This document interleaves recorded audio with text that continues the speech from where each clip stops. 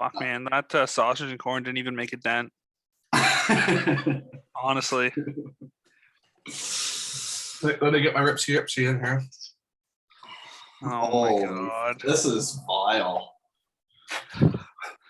Your poor mouth. That's a lot going on in 35 seconds. Yeah. Run it back, Turbo. What's going on, everybody? My name is Brandon. This is Potty Sports, your spot for uncensored and unfiltered sports opinions. Today, we're coming with the NBA playoff preview episode. Familiar face. We got Owen in the house, but we have a new face. So would you like to introduce yourself, sir? Yeah, my name is Micaiah. Not much to say. I'm in phase, and that's about it. Great introduction. So today we will talk briefly about the play-in tournament, give our playoff predictions, predict conference finals and NBA finals, and we'll talk briefly about the NBA awards, the major ones, MVP, Depoy, Rookie of the Year. I guess I'll take the helm right on this one. So we got the Indiana Pacers and the Charlotte Hornets playing as we speak right now.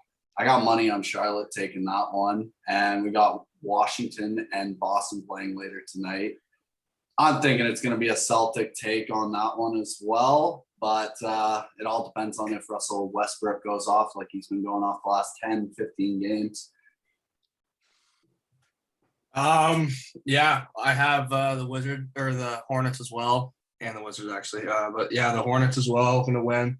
Rethinking that though, right now it's 30-18 for the Pacers, but the Hornets were 2-1 this season against the Pacers, and I think LaMelo Ball is going to do his thing. Wizards, I have them beating the Celtics. They were 1-2 this season against them. But no Jaylen Brown is detrimental to that team, and I think Russell Westbrook's gonna cook it. Yeah, I'm gonna join you guys on taking the Hornets there.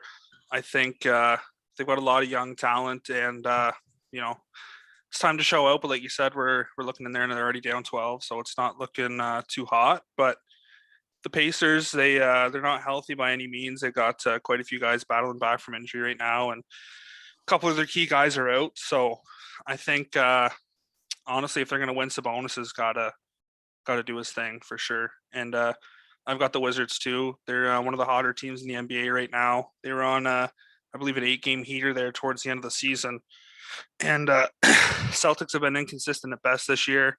No Brown, and that's going to put a lot of stress on Tatum. But we've seen he can hoop. It's just can he do it himself? But I've got Wizards and Hornets for sure. Beautiful. So we're going to take it to the Western Conference. We got the LA Lakers against the Warriors, probably the biggest play-in tournament matchup. I'm taking the Lakers, obviously. I'm wearing the fucking drip, LeBron James.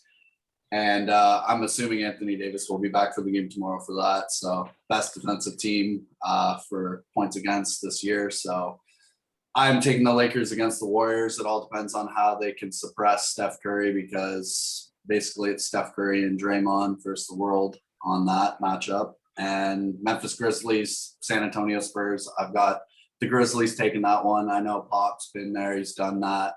It's fucking just another walk in the park for him. It all depends on how Pop arranges the lineup, switches up the rotation, shit like that, in key moments in the game to kind of play against Memphis. But I see Memphis taking that one, but I don't see Memphis taking it really far either. Like if the Lakers beat the Warriors, then the Warriors have to play the Grizzlies, and it'll be an absolute Steph Curry snipe show. Yeah. I got the little different opinion here. I got the Warriors beating the Lakers. I don't think Steph Curry can be stopped right now. It is a tough contest to beat, though. I mean, when LeBron gets ready for the playoffs, it seems like he wins every game he plays. But the Warriors are looking good right now. Steph Curry is ridiculously hot. But they did go 1-2 this year against the Lakers, so we'll see what happens. And I have Memphis beating the Spurs. These are two teams I'm not too familiar about, but Memphis was 2-1 this season against the Spurs, and young team. I think they can beat them. I'm pretty impartial on the Lakers Warriors. It's really hard to pick pick one there because you got LeBron and AD. I know AD's been honestly hot garbage at best this year. He's looked like Kelly Olynyk. And but you've got LeBron. He's LeBron James. He's LeBron fucking James. But they've been disappointing this year. Even despite the injuries, Harrell hasn't been the best. I thought they were gonna have a bigger role at a THT this year. He hasn't really done much. He's not getting the minutes, but I've got to go Warriors here. The way Steph's been playing, he doesn't care who's in front of him. He literally he just doesn't care. He's unconscious out there these last couple of months, and if they're a top 4 seed, I think he's your MVP. But I'm gonna go Warriors, and then I've got the Spurs taking out Memphis. Pop's not gonna let a young team like Memphis take him out of the fucking playoffs in a 1-game series there. After that, I mean, let's be honest here, the Lakers are gonna absolutely pound the Spurs, but I think Spurs come out of Memphis and Golden State comes out of the Lakers. I gotta kind of defend my boys after those takes. It all depends how we play defense and how we match up against Steph Curry.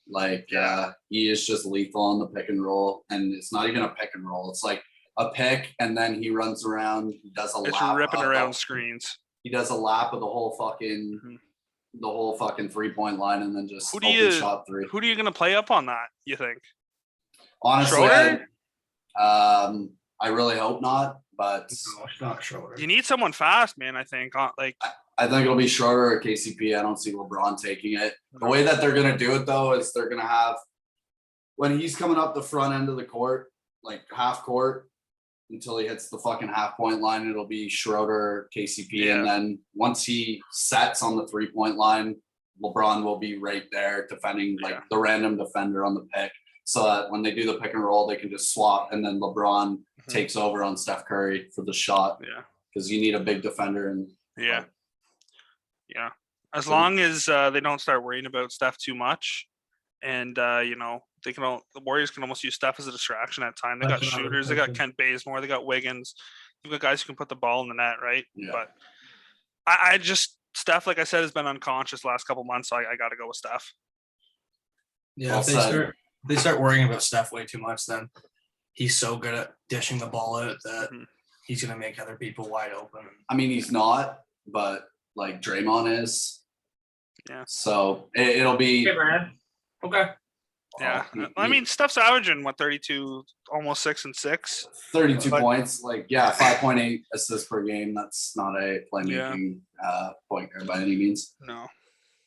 But I'm excited.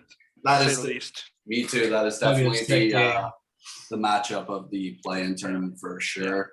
What is everyone's take on the play-in tournament? Do you think it's a good idea or a bad idea? I think it's interesting. It gives teams that are out of the playoffs a chance maybe to get back in, and it's kind of like if you're in a playoff seed right now, it's going to show if you're a real playoff team.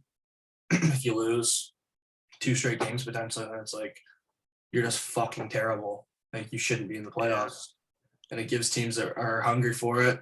They want to be in the playoffs. It's going to see who's the real playoff team here. Yeah, I think with the last 2 seasons being shortened and a little wonky to say the least, I think it's not a bad idea. If we're playing 82 games, I don't know.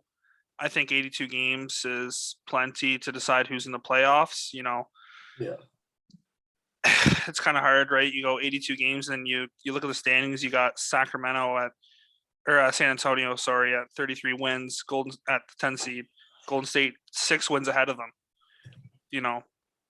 That's in 72 games. Stretched out to 82 games. That's maybe another win or 2, or that's a chance for San Antonio to go on a run. Pop do his thing, and they make a run. But I think a full season, I don't really see a point. It's interesting. It's fun to watch. Yeah. But I don't know. It's new, right? So something new. It's something to get used to, and we'll see the benefits and the negatives over the next couple of years if it's still a thing. I think it gives a reason to watch basketball because it's kind of people are like, oh shit. For instance, that matchup Warriors Lakers. It's like Steph versus LeBron, who's in the playoffs. It's going to draw a bigger crowd to see the game. It's definitely a money grab more than for competitive edge. That's for sure. At first, I was really against it. I just figured, what's the fucking point? Like, the season's long enough. If you can't win a couple extra games, you shouldn't be in the playoffs anyways. But Yep. now I'm kind of just seeing it as it's a good opportunity to kind of intro the playoffs. And with shortened season, I kind of can agree with it. I really hope that they don't go back to 82 games after this. It's kind of a waste. They probably will, just to sell fucking tickets again and get revenue back up, because everything's going to open up again. But I really don't want them to go back to 82 games. It's the extra 10 games is just kind of fucking drags it along. And they need to focus on just getting their schedule back, like starting in October and then in December. So. Yeah. Even at 72 games, I think they got to add, a normal season, take COVID out. I think 72 games is plenty, but you can't have it as shortened as it was this year. There was plenty of times, teams were playing 4 or 5 games over 7-8 days, too many times in a season, and they're not all many back-to-backs. Yeah, I think you got to extend it maybe 2 weeks, maybe 3 weeks, and 72 games. And I think you're going to still have guys needing to load manage, but you'll be able to get the stars in there a lot more too. Yeah, and that's what and even myself, like I'm a Sixers fan, and I don't. When Embiid's sitting, Simmons is sitting, when those guys are sitting and I watch and they're playing a team like Sacktown with no Fox, it's like, do I really want to watch this? Like, it's, I don't know. You got to find a way to keep the stars in as many games as you can. And I think that's lowering the amount of games and just stretching it out a little more. I'm not Mr. Silver Sash there, though, so I don't make the calls, but I'm in the same boat. I watched basketball really heavy to start the season. Was watching pretty much every Laker game, and then LeBron and AD both went down, and I'm just thinking to myself, do I want to watch KCP, Schroeder, and fucking Taylor Horn and Tucker kind of run the show? Guys that they got all this money, like they just sit out games. Like I know they're fucking 7 feet tall, but like no other sport you see stars sit out. Like NFL, you hear about guys playing with 6 different injuries at once, and then they finish the season, finish the playoffs. Like you got guys in basketball that are sitting because they stubbed their toe. It seems like I feel like they could play more games, and when you have all these stars sitting out, like Brandon just said, like people lose interest. They watch games for the stars, and when the stars aren't playing, like people aren't going to go to the game if they know AD, LeBron, like they're not all playing. To be like, why the fuck should I go to the game? It's just a different league now. Like Kobe was popping his fingers in and out on the fucking sideline and run back on the court, pulled his fucking ACL and shot his free throws and walked off the fucking Achilles, and walked off the court. And then LeBron and AD. Well, no, I'm not even gonna fucking put LeBron in that. AD literally fucking sprains his ankle or fucking his hand or whatever, and he's out for fucking 3 weeks. It's just like, get your fucking ass back out there. I see more on GTA Online with T Grizzly than I do with you in a fucking Laker uniform. So yeah. Well, all that money, they don't care. I'll sit out. I'll get paid. Yeah, they still get paid. So we'll roll right into playoff predictions now. I'm not going to start on playoff predictions. I want to hear what you have after the play-in tournament to kind of branch everything out. Well, I know I'm going to rattle 2 people here. My East final starts off pretty good for one guy. I got 76ers in the Nets, East final.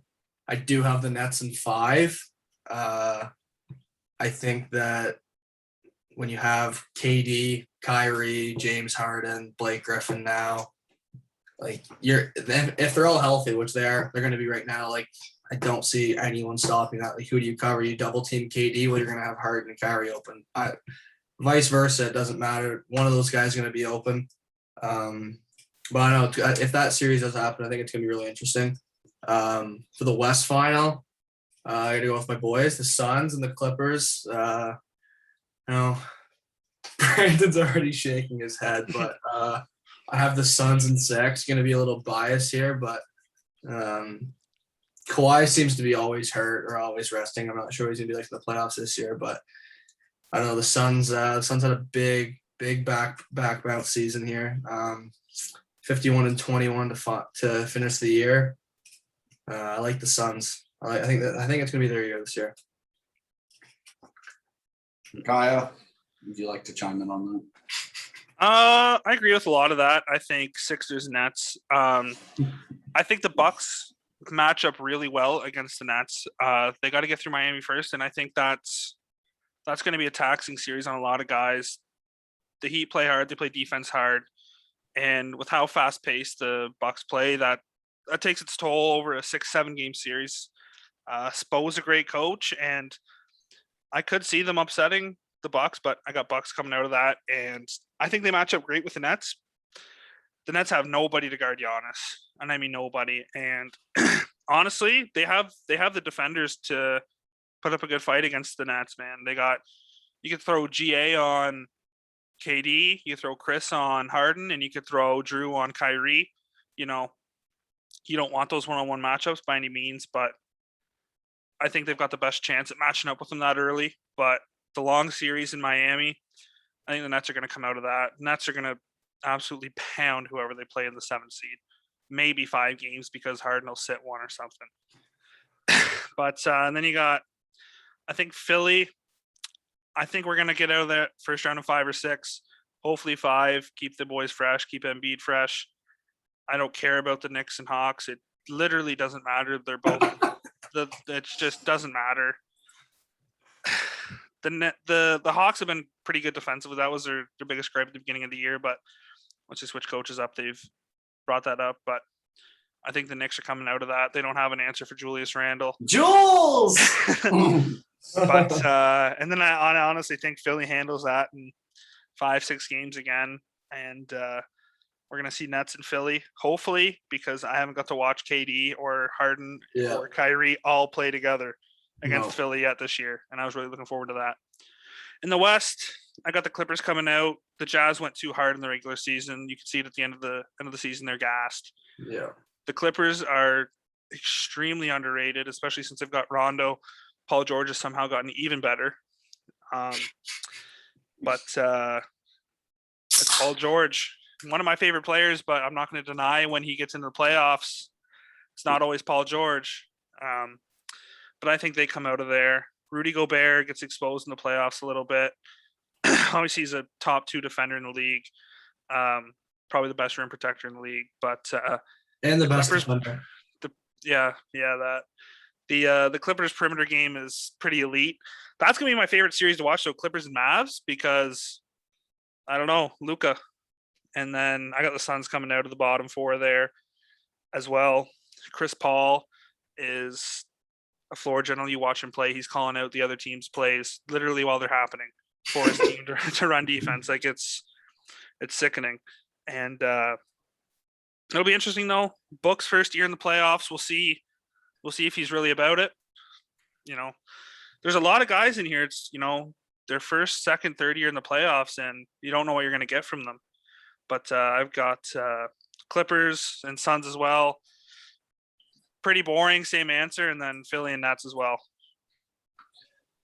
A little more analytical than Owen, but sorry, Owen, but I am. I guess I'll light up before I.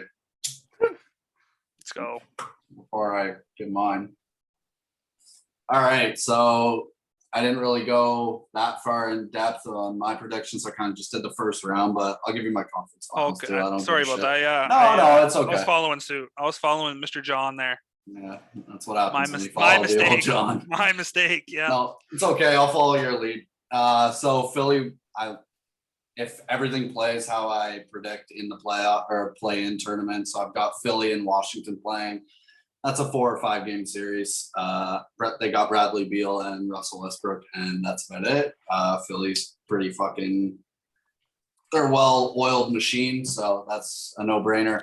Brooklyn, Boston, way too much firepower. Sorry, I'm taking Brooklyn and Boston in Brooklyn in 4 or 5 on that one. Milwaukee, Miami, it's going to be the toughest, probably the closest series. It's going 7 games in my prediction. I think Miami's going to take Milwaukee on that one. And New York, Atlanta, I mean, I'm going to take New York on that one. Probably a 6-game series. I'm going to take New York Knicks on that one, but they're not going to go far in the playoffs Yeah, I think Anyway, Trae Young so- steals a game. I think Trae Young can steal 1, maybe 2 games, but Mhm. I think for every video so far, I'm gonna shout out Seb Goche, aka Binks Oh. again. Thank you for the great intermission and In interrupting my his point. words, Derrick Rose is better than Russell Westbrook. So I think the Knicks have to go far if Derrick Rose sheesh. is better than Russell Westbrook. So That is quite the delusional take. Yes. Derrick Rose is long past his prime, and even in his prime, he was an overrated player. So, Exciting as fuck. Good player, great player, but I think a little overhyped as well. Just how flashy he was. no, he is better than Russell Westbrook. Just he is. okay. So I got Philly and Brooklyn in the Eastern Conference Finals. That's a no-brainer take too. Probably going to go 7 games, and I'm sorry. You gotta play both sides of the ball. Defense wins championships. I'm taking Philly over Brooklyn in 7 on that one. Oh, That leads us into the Western Conference. If everything plays out like it does in the play-in tournament predictions, I've got Utah versus Golden State. That's a tough matchup as well. I think that's going 6 games at least, but I see Utah taking that one off Steph Curry. Just they don't have. No, they don't have. They don't. They're not like not they enough. were when they had Clay and. there's not enough Draymond. not enough in Golden State. Yeah. If you had Clay for the playoffs, I would ride them out of the top 4 if they had Clay. it's a whole different story. I'd ride them out of the top 4. But Steph can't carry it all on his own shoulders, and he's proved that in the past, especially against the Raptors in the NBA Finals that one year. Like, he can fucking run around and shoot threes all he wants, but when it's only him, I feel bad for him. And it's him and Draymond this year, and Draymond fucking shoots buckets, and that's about it. Like, right off the fucking backboard, like he's not the shooter that he was back in 2015 or 16. No, I think he's averaging like less than 9 points a game. Yeah, he's the playmaker on the team, and he's kind of just walked into that role, and he's accepted it at this point. And you know what? He is really goddamn good at it. Yeah. Really goddamn good at it. Yeah. He's what do we got here for him? I think he's like, he might have been under 8 this year. He had 8.9 assists per game. Yeah, I know that. I think he was top 5 in assists. Yeah, he was. 7 points. I mean, he's never been much of a scorer, but no. I mean, if he's playing his game though, he can be a scary threat defensively. he can take 8. The way AD's been playing this year, man, he can take AD right out of the equation. Yeah, Playing, he really can. But you got no for if AD's back to AD, good luck. I think AD will get back to AD, but back to my predictions for the playoffs. 2 seed Phoenix against the Los Angeles Lakers. Sorry, Owen, buddy, but probably a 5 or 6 game series. I'm taking the Lakers against Phoenix on that. Just experience. Like Chris Paul has proven time and time again he has enough to get to the playoffs, and he's a field general out there enough to get a team to the playoffs. But once he gets into the playoffs, it's a whole different story. Especially playing LeBron. Yeah, they got a fair shot. Like they have Ayton, they got fucking Booker, and they got Chris Paul. But Bridges has been hooping too. Yeah, for real. LeBron takes it up to that next level in the playoffs. So I've got LA on that one. Denver versus Portland. I'm taking Denver in 5 games on that one. Clippers and Dallas. That's going to be a very close series as well. Probably 6 games, but Luka Doncic's lack of experience against Kawhi Leonard and Paul George. I'm taking the Clippers on that, and Rajon Rondo. And I guess in my Western Conference Finals,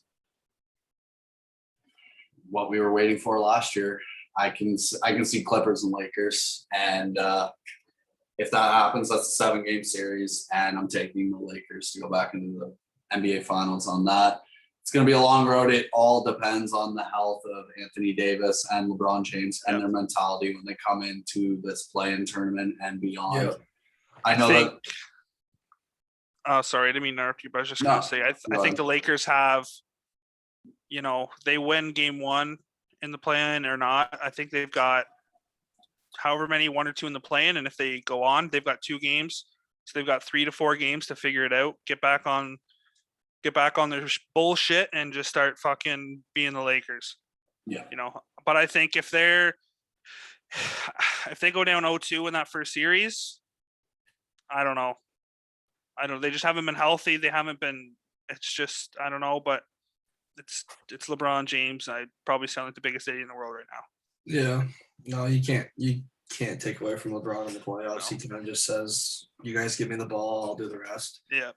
It's like they have a hidden chemistry, and every time that one of those two guys or both of those guys go out, they have to find it again. And when they find it again, it is fucking just lights out.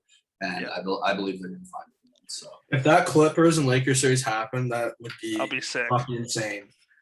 Yeah. Like you have Paul George, Kawhi, AD, LeBron. You got a duo right there. That Well, that's probably 2 All NBA players right there, and Paul George and Kawhi. Yeah. And it'll be interesting to see Rajon Rondo on the other side this year because he's a very underrated player, especially with his basketball IQ, just the way he moves the ball. It's just crazy. Yeah. Honestly, he's not a bad defender either. Yep. He's what you want. Is Pat Bev playing or no? I don't know if he's back. He's been out for a good chunk of time, but I don't know if he's back. I haven't been following the Clippers the last few weeks. I couldn't give you a for sure answer on that. But they got what? Fucking Serge Ibaka? They I don't know. On to the next one. I could say a million things about a million teams. Yeah, me too. And I guess we'll talk about the fucking awards briefly. MVP, Depoy, and Rookie of the Year. I'll just give my my predictions for the awards. So I've got Joel Embiid taking the MVP this year. Ooh. Oh my God. Not to sound like a 76er stick rider, but Steph Curry is second in that run because he took a team that really had no bearing being in a playoff contention whatsoever and heated it up the second half of the fucking season. Jokic, I mean, if history repeats itself, they don't give MVP to third seeds. So all that work for nothing. He played a hell of a fucking season as well, like 26.4 points per game, 10.8 rebounds, 8.3 assists. Hell of a season, but first seed and like especially with in a conference against Kevin Durant, James Harden, and Kyrie Irving, which was basically a shoe-in to be first seed once they all formed, but with injury and everything and them not playing together as much as they should have. I'm taking Joel Embiid on that. Had a monster season. Depoy. Appreciate that. I got Rudy Gobert taking Defensive Player of the Year. 0.6 steals per game, 2.7 blocks. He led the league in blocks and 13.5 rebounds per game. Just an absolute fucking machine. He's won, I believe, if he wins this year, it's 3 of the last 4 seasons, something like that. 3 of the last 5, I think, because Giannis is back to back, right? Something like that. Or is he just back to back MVP? I don't know. I can't remember. He's won a lot though, and he's deserved them all. Yeah. And Rookie of the Year, I'm taking LaMelo Ball, even with the little, what was it, like a 2-week injury he had with the broken fucking wrist or hand or whatever it was. The fact, like, Anthony Edwards averaged more points. He's not the all-around player that LaMelo Ball is. He's not the flash that LaMelo Ball is. And LaMelo Ball has the opportunity to be in a playoff contention where Anthony Edwards is at the bottom of the fucking barrel and is waiting for Alex Rodriguez and the other new owner to turn the fucking organization also around. They can lose their pick to Golden State this year. Yeah. So, and what are your award predictions, bud? MVP. I think there's 3 guys. They all deserve it, but I'm gonna go with Steph Curry. He's won it before. He's just shown what the hell he's about. 32 points per game, 5.8 assists, 5.5 rebounds. He shot almost 50% in 48. He shot 40%, almost 50, 42% 3-pointers, 91% from the free throw line. Like, what'd he go? Fuck, like 7 games in a row, over 35 points or something. Like, I think he had one stretch of between 8 and 10 games, and he hit like 78 threes or something. Something just disgusting. Yeah, just I think he's gonna get it. I mean, he's led the Warriors back to a play-in game against the Lakers. The playing game is a regular season game, is it not, or no? No. No. Okay. Well, I mean, still, if he somehow beats the Lakers, Who the hell even thought we'd see Lakers Golden State in a play-in game? Yeah. That's But I mean, For real. if he can somehow For real. beat a Warriors team that, or a Lakers team that's all back and healthy, that I think Steph Curry gets it. But Doesn't shout out doesn't to matter. Jokic and Embiid. They both had 6 seasons.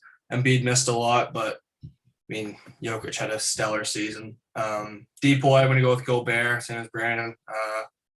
No one else this year that I think showed that their defensive skills were as good as his. 14 points a game, 13.5 rebounds, 67% from the field goal, 2.7 blocks, all around beast in the paint. Rookie of the year, go with LaMelo Ball, 15.7 points per game, 6.1 assists, 5.9 rebounds.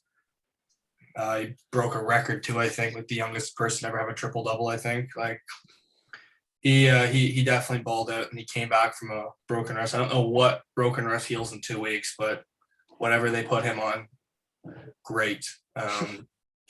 Yeah, no, I think he's deserved and he's earned that Rookie of the Year award.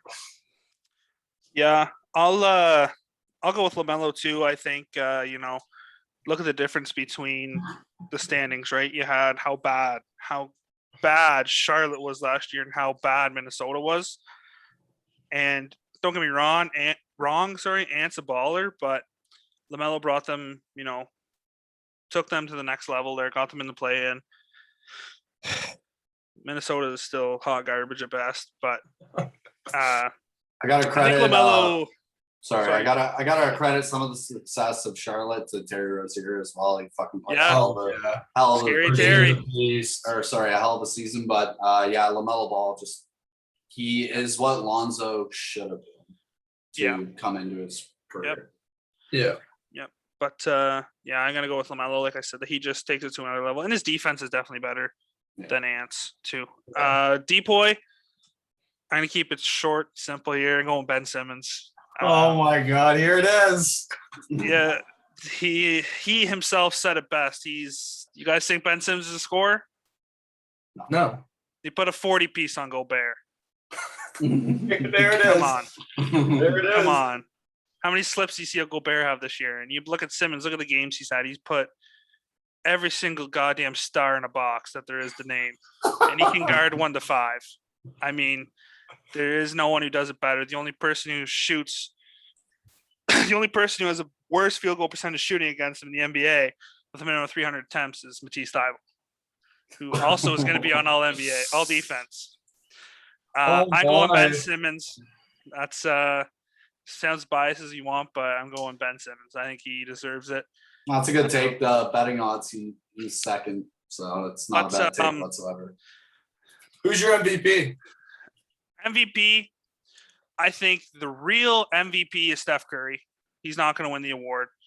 I think even with the games missed, it should be Embiid because people talk about how important rim protection is, and that's why Gobert is so high in defensive rankings because his rim protection is so elite.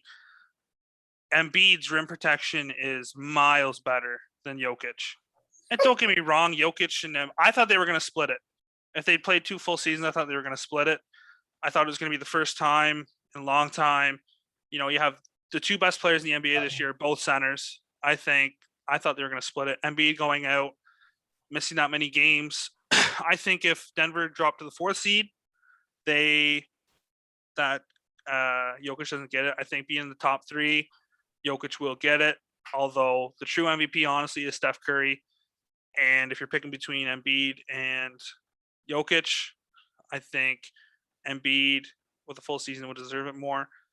But the one thing is it's not. They need to have an award for literally just the best player because there's so many things. Like the MVP isn't the MVP. There's so many best players, though. I think everybody knows it. If you're picking the best player in the NBA this year, you're going to pick probably Steph Curry. And but then you got Russell Westbrook, who. And that's another thing. I mean, and it matters about their standings. And that's what people say. Oh, Jokic almost averages triple double. Blah blah blah. Russ did. Why isn't he even in the conversation? Yeah. Because of their standings, which is why I think there needs to be an award for the best player too. Were the Wizards not the worst team in the East last year? Like one of them? I think they picked like between 4 and 7. Like, and they've Russell Westbrook, like Bradley Beal, give him credit obviously, but Russell Westbrook's brought them basically to a playing. It's all Russ. Russ is the reason. He can't go unnoticed. Like he's won the MVP before. He just set the record this year. Like that guy fucking balled out on a team with not much help. Yeah, people say that they let Russ get the rebounds, whatnot, but like still, he's going 150% up and down the court all game. He doesn't stop. Yeah. I do think Jokic takes that home, unfortunately. But you know what? Only one award matters, boys. Only one award matters. Yep, you're goddamn right it does. And that concludes our playoff predictions. We're going to see how everything plays out. We'll be back in probably a week or two before, maybe just as everything's playing out in the playoffs. Want to say thank you to everybody who tuned in to Potty Mouth Sports. Another episode of Zoomin with the boys. I appreciate Peace up, boys. Peace up. Owen coming through for this one. We are available on Google, Spotify, Anchor, soon to be Apple Podcasts, and of course YouTube. So hope to see everybody there.